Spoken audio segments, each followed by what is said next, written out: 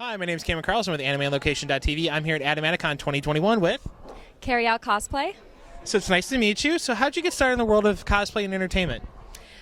So I went to Indiana Comic Con, I think it was like in 2015 I went, and I had no idea that the memo of cosplay is, or convention is to dress up in cosplay. So that's when I first learned about cosplay.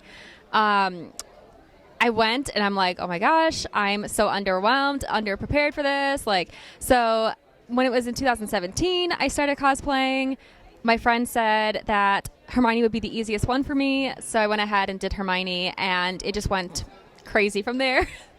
Yeah, because I actually, to be honest with you, as we were talking about that, you are well known for being Hermione Granger from Harry Potter. What was it like to see yourself on national television and international television? Because I'm not going to lie, I knew who you were just from that alone. It's honestly weird. I don't like the way I look on camera, which is why for the longest time, I avoided doing things on camera. And it took a lot of practice to get used to doing selfies in general. Okay. So when I started doing photos for myself or my selfies, it took a lot of practice, and I finally realized what works best for me. But I still feel awkward and weird on camera, so it's kind of I'm starting to try to break out of that comfort zone. Well, don't worry about it with us. You'll be doing just fine. So speaking of that, you happen to also get another shout out from Karen Gillian for another cosplay as Nebula. How's it like when she gave you a shout out? When I first got the shout out, I had no idea that she had done it until I woke up. It was Easter morning, and I woke up and I had so many notifications on my phone saying, Karen shared your makeup test. And I was like, what are you talking about? So I went to her Instagram page and I saw it. And I was shaking for 2 hours straight. I was like, oh my God, my favorite actress shared my makeup test. She did it as a promotion for Endgame when that came out. Or I think it was Endgame or Infinity War, one of those. Right. It was Endgame. And so she promoted it. She's like, I'm going to share my favorite cosplays. And then it was funny because when I went to the comments of the photo that she posted, all the comments were like, don't you mean Hermione Nebula or Emma Watson? And I'm like, how can you see that past the blue makeup? Well, it's pretty cool. I mean, I'm not going to lie. I've never gotten a shout out, so congratulations to you. So due to all your cosplay, you happen to have the chance to this is really cool. You got the chance to go to Ecuador as a guest. How is it like going to a foreign country to do a cosplay, be a cosplay guest?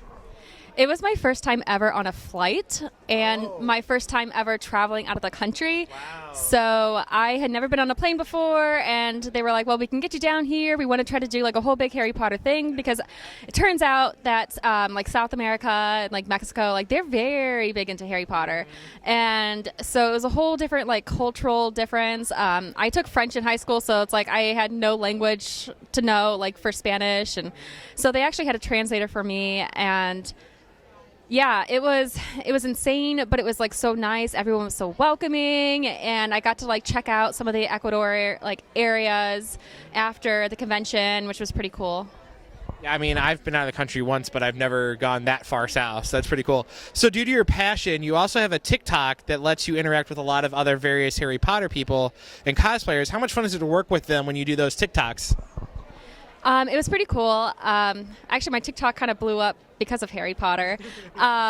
Normally, when I post other stuff on there, it doesn't really do so well. But when I post Harry Potter, everybody just wants to be like, oh my gosh, we need you for our pass the brush challenge, or all that fun, putting duets together or reenacting scenes. So I've had some friends, I guess there's a really good Daniel Radcliffe lookalike on there named Felix. So then everyone was tagging me in his comments saying, you need to duet. So we actually worked on a duet together, and yeah.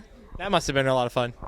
Yeah, actually, I like being able to interact with, especially in conventions or doing video collabs or anything like that. It's really nice to just bring people together to do something together, because it just shows that we have this passion for the same thing.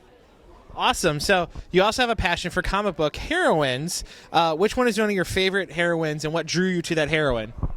So I haven't really read so much comic book series, but I am like obsessed with like the Marvel and DC like films and shows, and so I don't know. I think it's like Nebula. I've always felt like she was very misunderstood, and then when it came to like her final like redeeming moment, I was like, yes, I knew that this was gonna happen. Like I knew that she was gonna have a good moment, but yeah, she's always been like my like heart.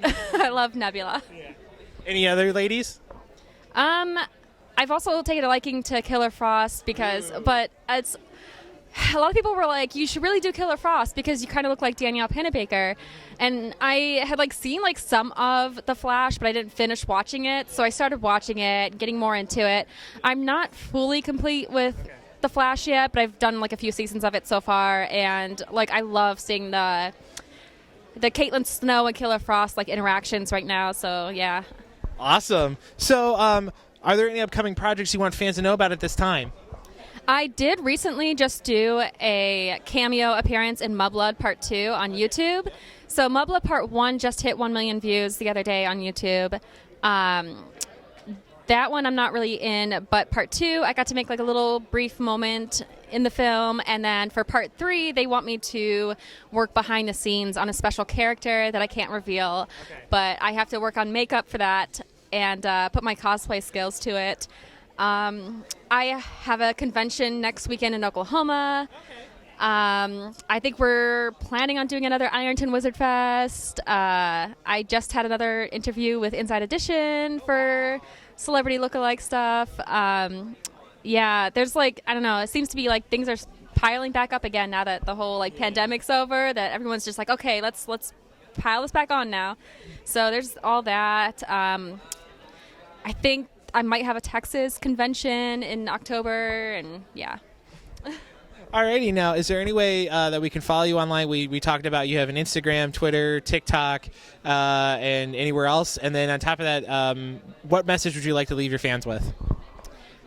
Sorry, my website is KarielleX.com, so it's just KarielleX.com. There is an Insta link section on there that has like all my social medias on there. Karielle X is usually the most common one that I have, but it's not my YouTube, but it is for my Twitter, my Instagram, my TikTok. I think Facebook too is Karielle X, but then all my other social medias are on my website. And as far as message goes, I think that anyone should cosplay whoever they want, as long as they are happy with it, that they have the passion for it, and that don't be afraid to start, because I never would have imagined being in this situation if I hadn't started. I would probably still be at home doing nothing. So like, you have to start somewhere, and you never know, like your future self will thank you if you start now. Well, it's a wonderful message. Thank you so much for coming out and talking with us. Thank you. Yeah, no